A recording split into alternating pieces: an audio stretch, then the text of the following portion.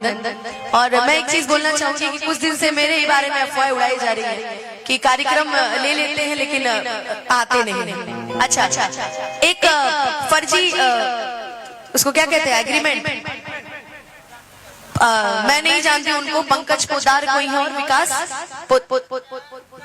विकास कुमार, ये लोग मेरे नाम पे एग्रीमेंट, मेरे नाम पे क्या, ये मेरे नाम पे, धनंजय जी के नाम पे, नागेंद्र भैया के नाम पे, ये लोग हम लोग से बिना बात किए पैसे उठा लेते हैं। और कोई भी आदमी अगर हमें बुक करता है, अगर हम 1 ही लाख लेते हो, 1.5 लाख 2 लाख जो भी लेते हो, हाफ पेमेंट लोग कर देता है और उस इंसान की इज्जत हमसे जुड़ जाती है। और वो लोग हमें फोन करके मेरे सामने रोने लगते हैं कि कार्यक्रम मेरा नहीं हुआ। तो इसमें मेरी गलती क्या है? जब तक आपकी मेरे से बात ना हो, जब तक मेरा अकाउंट नंबर या जिस कलाकार को आप बुला रहे हैं आपको उस कलाकार का अकाउंट नंबर ना मिले, तब तक आप किसी को पैसे भेजने की आपको जरूरत नहीं है। जो सच्चा होगा वो आपको हमारा अकाउंट नंबर जरूर देगा।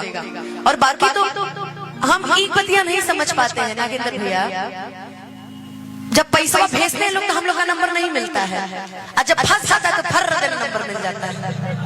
आज तक हमको समझ में नहीं आया कि जब पैसा नहीं भेजे रहते हैं तो इन लोग को हम लोग का नंबर नहीं मिलता है, पैसा भेजते जब पैसा फंस जाता तो हम लोग का नंबर मिल जाता है। तो आप लोग से रिक्वेस्ट है, किसी भी फर्जी बातों पे विश्वास ना करें। हम भी कलाकार हैं यार, आप लोग हमें बद्दुआ दोगे तो हमें ही लगेगा। आप लोग भी पैसे बहुत मेहनत से कमाते हो, तो प्लीज किसी भी फर्जी काम पे ध्यान नहीं देना है। बहुत सिंपल है, डीजे बिट्टू मैरमा का भी नंबर हर जगह ही मेरे से जुड़े हैं, अभिजीत जी हैं मेरे से जुड़े हैं, नागेंद्र भैया मेरे से जुड़े हैं। जिनको भी कलाकार का कार्यक्रम करवाना है, फर्जी लोगों के नहीं, वो बहुत लोगों के नाम पे पैसा लेके बैठा है। और मैं तो माता रानी से यही मनाऊंगी कि उखर खरे, ठीक ना।